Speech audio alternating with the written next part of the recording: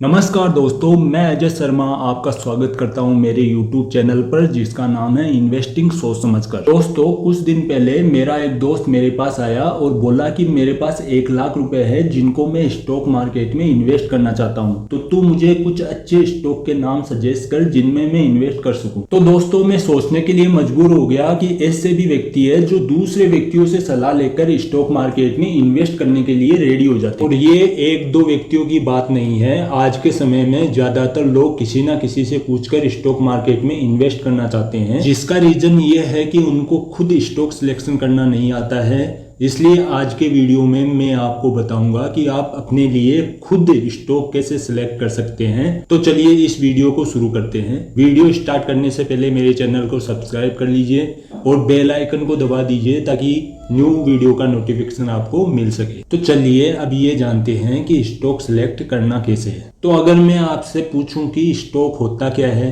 तो जाहिर सी बात है कि स्टॉक का मतलब है एक कंपनी का छोटा सा हिस्सा। यानी अगर आप किसी स्टॉक में इन्वेस्ट कर रहे हैं तो इसका सीधा सीधा मतलब है कि आप एक कंपनी का छोटा सा हिस्सा खरीद रहे हैं। तो ऐसे में आप कौन सी कंपनी का हिस्सा खरीदना पसंद करेंगे, यानी आप कौन से स्टॉक में इन्वेस्ट करना पसंद करेंगे। तो ये करने का सबसे पहला या सबसे आसान तरीका है उन कंपनीज के स्टॉक में इन्वेस्ट करना जिन कंपनीज के प्रोडक्ट आप यूज करते हैं या फिर जिसके बिजनेस मॉडल को आप समझते हैं। जिसके लिए आपको देखना होगा कि आपने अपनी नॉर्मल लाइफ में किन किन प्रोडक्ट पर खर्च किया है, आपने कहां कहां पर खर्च किया है। जैसे मान लीजिए आपने सुबह उठकर दांत साफ करने के लिए टूथपेस्ट का यूज किया, तो इसके लिए आपने कोलगेट या डाबर रेड का यूज किया होगा। तो आप सबसे पहले उन कंपनीज के नाम नोट कर लीजिए। इसके बाद आप रेडी होके अगर आप अपनी कार से ऑफिस जाते हैं तो मान लीजिए आपके पास टाटा पंच या महिंद्रा स्कॉर्पियो कार है, तो उनके नाम भी नोट कर लीजिए। फिर ऑफिस जाते हुए आपने अपनी कार में पेट्रोल भरवाया होगा, वो पेट्रोल आपने कहां से भरवाया होगा। अगर मान लीजिए आपने हिंदुस्तान पेट्रोलियम से भरवाया है तो आप उस कंपनी का भी नाम नोट कर लीजिए। ऐसे ही अगर मान लीजिए आपने खाना ऑनलाइन ऑर्डर किया हो तो या तो वो खाना जोमेटो से ऑर्डर किया होगा या स्विगी से ऑर्डर किया होगा या फिर हो सकता है आपने डोमिनोज से पिज्जा ऑर्डर करके खाया होगा, तो इनके नाम भी आप नोट कर लीजिए। इसके अलावा हो सकता है कि आपने अपने घर में पेंट करवाया हो और वो पेंट एशियन पेंट कंपनी का पेंट करवाया हो, वो भी आप नोट कर लीजिए। हो सकता है कि आपने कोई कंस्ट्रक्शन करवाया हो जिसमें सीमेंट का यूज किया हो, तो आपने कौन सी कंपनी का सीमेंट यूज किया है वो भी आप नोट कर लीजिए। तो ऐसे आप जिन जिन कंपनीज के प्रोडक्ट को यूज करते हैं आप उन सभी कंपनीज के नाम नोट कर लीजिए। अब नाम नोट करने के बाद सेकंड स्टेप में आपको जो काम करना है वो ये है कि आपको देखना होगा कि जिन कंपनीज के नाम आपने लिखे हैं वो शेयर मार्केट में लिस्टेड है या नहीं। ये पता करने के लिए आप उस कंपनी के नाम के आगे शेयर प्राइस लिखकर गूगल में सर्च कर सकते हैं। जैसे मान लीजिए आपने टाटा पंच कार का यूज किया था, तो यहाँ पर कार का नाम पंच है लेकिन कार कंपनी का नाम टाटा है, तो आप टाटा शेयर प्राइस लिखकर सर्च करें। अगर वहां पर आपके सामने कोई रिजल्ट खुलकर आ जाता है और आपको उसकी शेयर प्राइस दिखाई देती है, तो इसका मतलब होता है कि वो स्टॉक शेयर मार्केट में लिस्टेड है। और अगर नहीं दिखाई देता है तो इसका मतलब हो सकता है कि वो स्टॉक शेयर मार्केट में अनलिस्टेड हो। अब यहाँ पर ध्यान देने वाली बात यह है कि मान लीजिए अगर आपने किसी कंपनी का नाम नोट किया है तो जरूरी नहीं है कि वो कंपनी उसी नाम के साथ स्टॉक मार्केट में लिस्टेड हो। जैसे मान लीजिए अगर आपने मार्केट से क्रैक जैक का बिस्किट खरीदा और अब आप क्रैक जैक शेयर प्राइस लिखकर सर्च करेंगे, तो हो सकता है कि आपको वहां पर कुछ भी दिखाई न दे, क्योंकि ये जो क्रैक जैक है वो इस प्रोडक्ट का नाम है, कंपनी का नाम नहीं है। आपको कंपनी का नाम पीछे लिखा हुआ मिलेगा जो कि है पार्ले।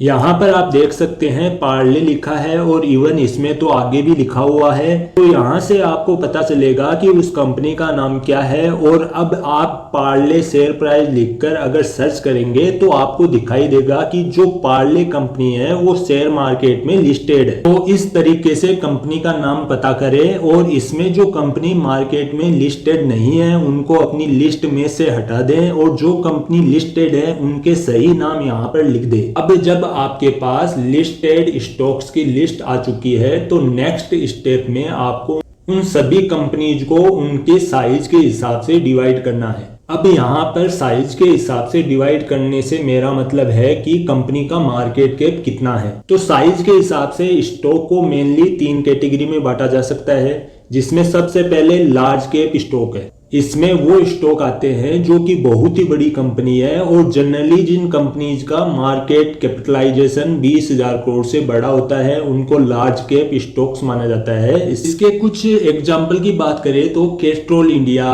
IRCTC, LIC ये सभी लार्ज कैप स्टॉक्स में आते हैं क्योंकि ये बहुत ज्यादा बड़ी कंपनीज है और इनकी मार्केट कैपिटलाइजेशन 20,000 करोड़ से ज्यादा है। और ये जो लार्ज कैप कंपनीज है इनमें इन्वेस्ट करने का सबसे बड़ा फायदा ये है कि इनमें रिस्क बहुत ही कम होता है। तो अगर मान लीजिए इन कंपनीज के ऊपर प्रॉब्लम आ भी जाती है तो क्योंकि इनका जो साइज है वो काफी बड़ा है और इनको बहुत ही ज्यादा एक्सपीरियंस होता है, इसलिए ये उन बिजनेस प्रॉब्लम को आसानी से सॉल्व कर सकती है और इस वजह से लॉन्ग टर्म में इनके ऊपर बहुत ही कम रिस्क होता है। लेकिन इनमें इन्वेस्ट करने का डिसएडवांटेज ये है क्योंकि ये कंपनी बहुत ही ज़्यादा बड़ी होती है, आप इनमें इन्वेस्ट करेंगे तो यहाँ पर आपको बहुत ज़्यादा रिटर्न नहीं मिल पाएंगे। आपको लॉन्ग टर्म में अच्छे रिटर्न जरूर मिलेंगे, लेकिन आप मल्टीबैगर रिटर्न चाहते हैं यानी आप अपने पैसों को कई गुना करना चाहते हैं तो लार्ज कैप स्टॉक में इन्वेस्ट करके ये होने के चांसेस काफी कम रहते हैं। यानी लार्ज कैप स्टॉक में लॉन्ग टर्म में रिस्क तो कम होता है लेकिन रिटर्न भी उतने ज्यादा नहीं मिल पाते हैं। अब इसके बाद जो सेकंड टाइप ऑफ स्टॉक है वो होते हैं mid cap stocks. Mid cap के नाम से समझ आ रहा होगा कि ये मीडियम साइज की कंपनीज है। जनरली ऐसी कंपनी जिनकी जो मार्केट कैपिटलाइजेशन है वो 5,000 करोड़ से लेकर 20,000 करोड़ के बीच में होती है, उन्हें मिड कैप कंपनीज माना जाता है। बट मिड कैप कंपनीज में इन्वेस्ट करने का सबसे बड़ा फायदा ये है कि इन कंपनीज में रिस्क तो लार्ज कैप स्टॉक से थोड़ा ज्यादा होता है लेकिन उसी हिसाब से रिटर्न भी ज्यादा मिलने के चांसेस ज्यादा होते हैं। क्योंकि मान लीजिए कोई कंपनी 10,000 करोड़ की है तो वो आसानी से 20,000, 30,000 या 40,000 करोड़ की भी हो सकती है। लेकिन मान लीजिए अगर कोई कंपनी है जिसकी मार्केट कैप 15 लाख करोड़ है तो उसे 30 लाख करोड़ पहुंचने में बहुत ज़्यादा समय लग सकता है, क्योंकि जितनी बड़ी कंपनी होती है उसके लिए उतना ही एक्सपेंड करने के चांसेस कम हो जाते हैं। अब इसके बाद जो थर्ड टाइप के स्टॉक होते हैं वो होते हैं स्मॉल कैप स्टॉक्स। इनके भी नाम से समझ आ रहा होगा कि ये बहुत छोटी छोटी कंपनीज होती है। तो बेसिकली हर वो कंपनी जिसकी मार्केट कैपिटलाइजेशन 5,000 करोड़ से कम है उसे स्मॉल कैप स्टॉक माना जाता है। इसके कुछ एग्जाम्पल आपको दूं तो पेट्रो कार्बन, विराज आयरन, AGI इंफ्रा इसके कुछ एग्जाम्पल है। तो हो सकता है कि इसके बारे में भी आपको ज्यादा नॉलेज ना हो, लेकिन इन कंपनीज में इन्वेस्ट करने का सबसे बड़ा फायदा ये है क्योंकि ये बहुत ही छोटी कंपनीज है तो इनके पास ग्रोथ करने की संभावना बहुत ज्यादा होती है। इनके पास बहुत बड़ा मार्केट है जहां पर ये खुद को एक्सपेंड कर सकती है। क्योंकि ये छोटी कंपनीज है तो ये जैसे जैसे बड़ी होगी आपको उतने ही ज्यादा रिटर्न दे पाएंगी। यानी जो स्मॉल कैप स्टॉक्स होते हैं उनमें हाई रिटर्न्स देने के चांसेस सबसे ज्यादा होते हैं और यही वो स्टॉक्स है जो आपको बहुत आसानी से मल्टीबैगर रिटर्न्स दे सकते हैं। लेकिन यहाँ पर रिस्क भी उतना ही ज्यादा होता है क्योंकि ये बहुत ही छोटी कंपनीज है। तो ऐसे में मान लीजिए इन पर कोई प्रॉब्लम आ जाती है तो ये पूरी कंपनी खत्म हो सकती है। इसलिए इनमें रिटर्न मिलने के चांसेस तो ज्यादा है लेकिन इसके साथ ही रिस्क भी ज्यादा होता है। तो अब आपको समझ में आ गया होगा कि कौन कौन सी कैटेगरी के स्टॉक्स होते हैं। अब आपके पास लिस्टेड स्टॉक की लिस्ट आ चुकी है तो नेक्स्ट स्टेप में आपको इन सभी स्टॉक को सेक्टर वाइज डिवाइड कर लेना है। अब यहाँ पर सेक्टर के हिसाब से डिवाइड करने का मेरा मतलब यह है जो कंपनी सिमिलर बिजनेस करती है उन्हें आपको अलग कर लेना है। जैसे मान लीजिए आपके पास 2 कंपनी है और दोनों पेंट बनाने वाली कंपनी है तो इन दोनों कंपनियों को आप एक साथ रख लीजिए। ऐसे ही मान लीजिए आपके पास 2 कंपनी है और दोनों IT सर्विस प्रोवाइड करती है तो इन दोनों कंपनियों को भी आप एक साथ रख लीजिए। ऐसे ही मान लीजिए आपकी लिस्ट में कार बनाने वाली 2 कंपनियां हैं तो इन दोनों कंपनियों को आप एक साथ रख लीजिए। यानी जो सिमिलर टाइप का बिजनेस करने वाली कंपनी है उनको कैटेगरी में डिवाइड कर लेना है और ऐसे आपके पास 3 से 4 या 5 कैटेगरी निकल कर आ जाएगी।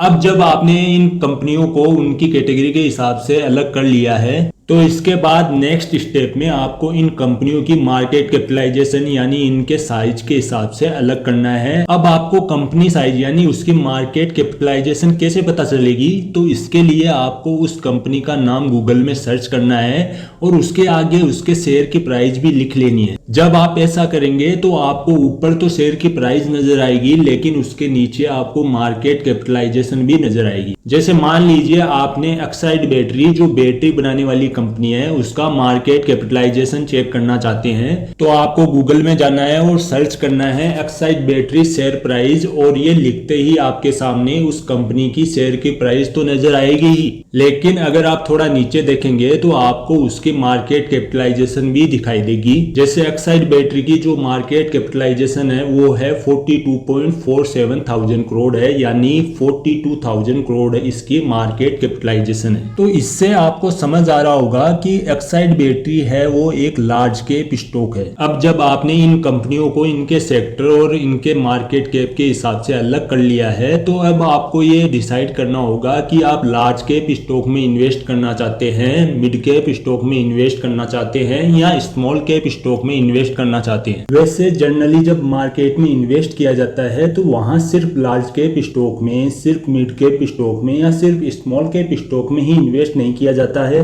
वहां पर हम इनका कॉम्बिनेशन बनाने की कोशिश करते हैं, जिसमें हम हमारी कैपिटल का 40 से 50% लार्ज कैप स्टॉक में इन्वेस्ट करते हैं, बाकी बचा हुआ 20 से 30% मिड कैप स्टॉक में इन्वेस्ट करते हैं, और बचा हुआ 10 से 20% हम स्मॉल कैप स्टॉक में इन्वेस्ट करते हैं। इससे होता क्या है कि सबसे पहले तो हमारा रिस्क कम हो जाता है, क्योंकि हमारा ज्यादा पैसा लार्ज कैप स्टॉक में इन्वेस्ट होता है, इसलिए वहां रिस्क कम होता है। इसके साथ ही हमने कुछ अमाउंट मिड कैप और स्मॉल कैप स्टॉक में भी इन्वेस्ट किया होता है, और मिड कैप और स्मॉल कैप स्टॉक में हमें हाई रिटर्न मिल सकते हैं, और मिड कैप और स्मॉल कैप स्टॉक में हमें हाई रिटर्न मिल सकते हैं। तो ऐसे में आपका जो पूरा पोर्टफोलियो है वो एक बैलेंस पोर्टफोलियो बन जाता है, जिसमें आपको एक डिसेंट रिस्क के साथ में डिसेंट रिटर्न मिल सकते हैं। तो अब बारी आएगी कि आप जिन स्टॉक में इन्वेस्ट करना चाहते हैं उनका फंडामेंटल एनालिसिस करने की। तो फंडामेंटल एनालिसिस पर एक सेपरेट वीडियो लेकर आऊंगा दोस्तों। तो फंडामेंटल पर वीडियो चाहिए तो फंडामेंटल लिखकर कमेंट करिए दोस्तों।